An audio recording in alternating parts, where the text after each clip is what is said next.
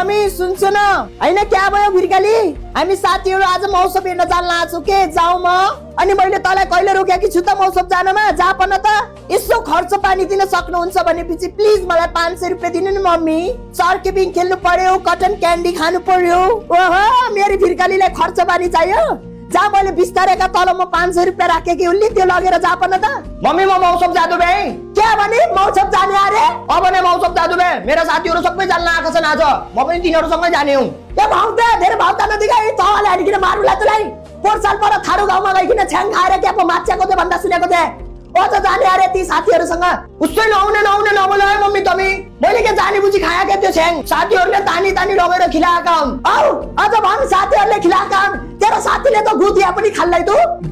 गए यही रोटाका बुजाले हानिकिन मार्ने हौ मम्मी तमी मेरो रिस नउठाए त्यही भिरकलीलाई त तमीले जान दिया घरबाट जहिले पनि मेरा बेला यसै भन्दिछन्